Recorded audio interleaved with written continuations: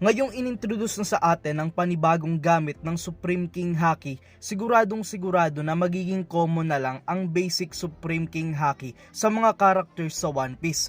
Kagaya na lang sa Armament Haki noong nalaman natin na mayroon palang ability na pwedeng aralin ng mga tao para magawa nilang makalaban sa mga Devil Fruit users, especially sa mga Logia type Devil Fruits, na eventually ay naging common na lang matapos ngang introduce sa atin yung Black Armament Coating, kung saan magkakaroon ng black coating ang katawan ng user ng Armament Haki para mas ma-visualize natin yung armament nila.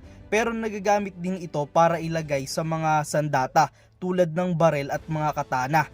Sa observation naman na maraming variety ng skills kagaya ng pagbabasa ng emosyon ng iba at ang pag-sense ng presensya ng mga kalaban, ito ay naging common na lang matapos i-introduce sa atin yung Future Sight, which is isang ability na kung saan maaaring makita ng observation haki user ang ilang saglit ng hinaharap. Nakita natin ito sa laban nila Luffy at Katakuri. Simula noon halos lagi na nating nakikita na ginagamit yung mga ability na ito.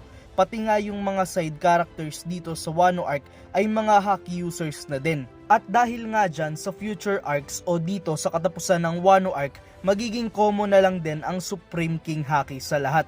Ngayon ay ito na nga yung mga karakter na sa tingin ko ay mayroong Supreme King Haki na pagkatapos pa lang ng arc na ito ay i-introduce na sa atin. Pero bago yung lahat ng yon,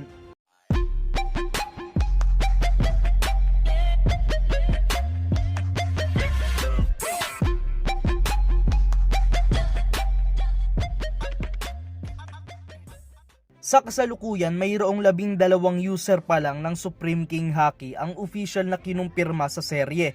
Ito ay sina Shanks, Monkey D. Luffy, Rayleigh, Boa Hancock, Doflamingo, Don Chinjao, Big Mom, Katakuri, Eustace Kid, Sengoku, Kaido at ang controversial Supreme King Haki user na si Roronoa Zoro. Habang yung mga deceased users nito o yung mga patay na ay sina Ace, Kozuki Oden, Edward Newgate at walang iba kung hindi yung Pirate King na si Goldie Roger. Well, isama na din natin yung mga non-canon users na si Douglas Bullet sa movie na Stampede at si Naguri, isang former pirate na tinalo lang ng Roger Pirates noong panahon nila. Sila pa lang yung mga inintroduce sa atin na mga Supreme King Haki users o Conqueror's Haki users.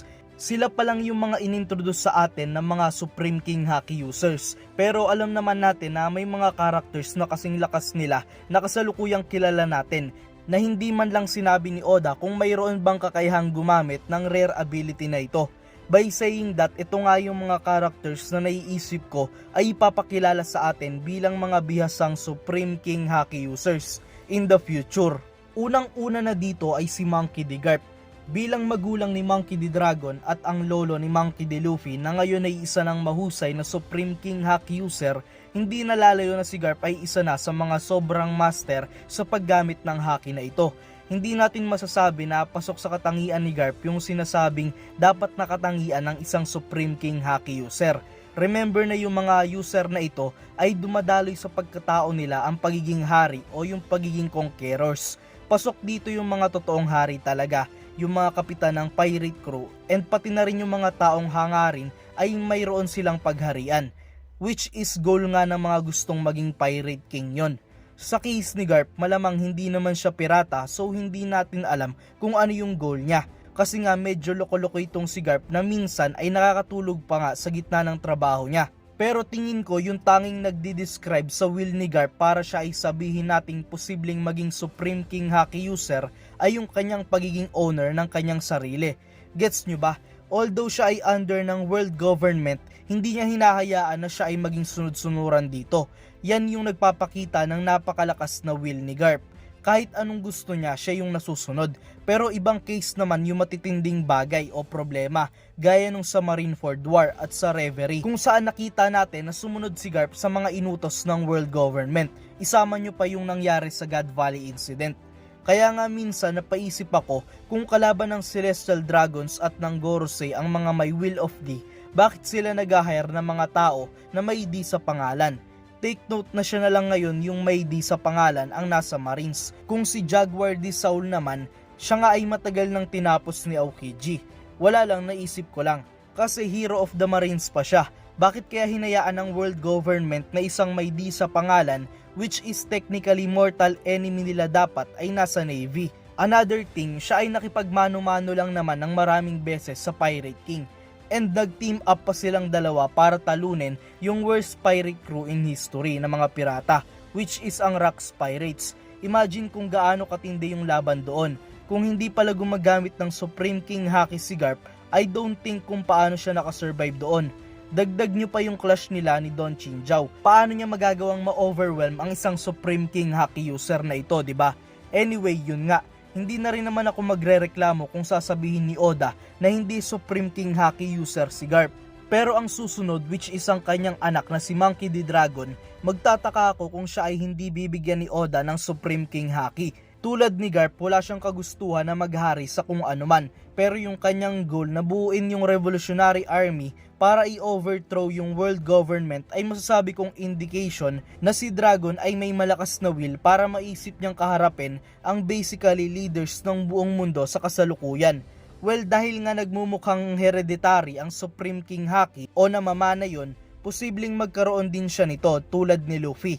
Wala pa tayong nakitang battles na kinaharap ni Dragon, so hindi natin alam kung gaano katindi yung kanyang kapangyarihan para makapag-come up tayo ng sagot sa tanong na siya ba ay isang Supreme King Haki user.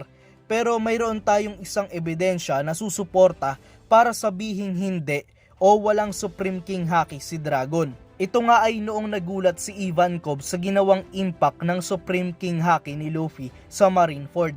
Tinanong niya si Luffy kung ano yung ginawa nito para bang first time niya lang itong nakita. Meaning hindi niya ito nakitang ginamit ni Dragon sa talang buhay na magkasama sila sa Revolutionary Army.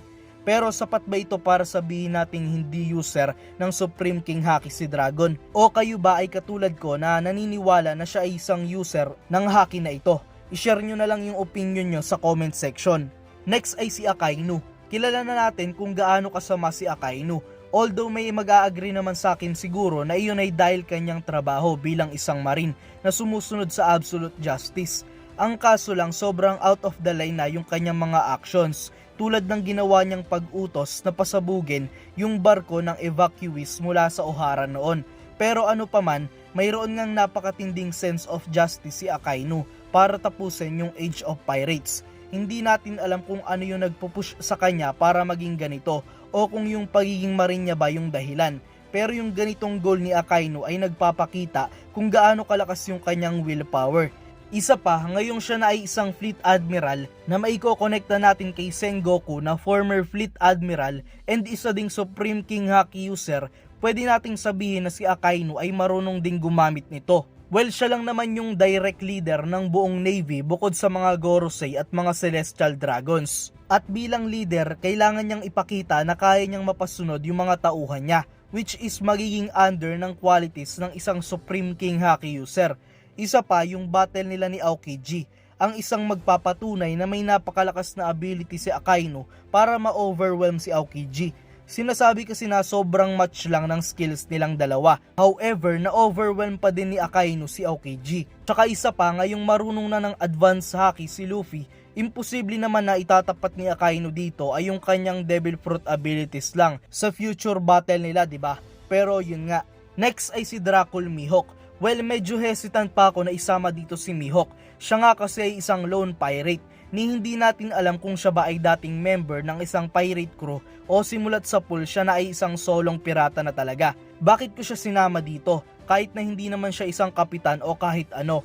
Well, isa nga sa qualities ng pagkakaroon ng Supreme King Haki ay yung pagkakaroon ng isang tao ng napakataas na status. Syempre in terms of strength din dapat, which is si Mihawk nga ay tinaguri ang strongest swordsman in the world. Yung ganyan pala nga isang patunay na nasa ibang level na si Mihawk. Isa pa, kung si Zoro na nagtraining under ni Mihawk ay nagkaroon ng Supreme King Haki, bakit hindi siya magkakaroon, diba? Isama pa natin yung katotohanan na nakipagmano-mano lang naman si Mihawk kay Shanks. I mean sword fight. Si Shanks ngayon ang tinuturing na pinakabihasa sa paggamit ng Supreme King Haki. Hindi ko din ma-imagine paano magagawang makatagal ni Mihawk dito kung mismong siya ay walang Supreme King Haki. Tapos tatapat siya kay Shanks, diba? Anyway, next na possible user ay si Ben Beckman. Wala akong ebidensya para mag-back up sa mga sinasabi ko dito, sa kadahilan ng hindi pa nga natin nakikita si Ben Beckman in action, maliban sa kanyang ginawang pag-knockout sa mga bandits noon sa early chapters ng series. Well, pure speculation lang ito, pero siguro naman pwede nating ikonekta yung pagkakaroon ni Goldie Roger at ni Rayleigh ng ganitong haki kay Shanks at Beckman, para lang magkaroon ng parallel, di ba? Wala lang. Dagdag pa natin dito yung naging reaksyon ni Kizaru noong tutukan siya ng baril ni Beckman. Yun palang masasabi na nating malakas din si Beckman para maging ganon yung reaksyon ni Kizaru. Sinasabi ko lang na hindi ako magugulat pag nalaman natin na marunong din pala siyang gumamit ng Supreme King Haki. Bago itong panghuli, babanggitin ko din yung mga special mention sa dulo ng video.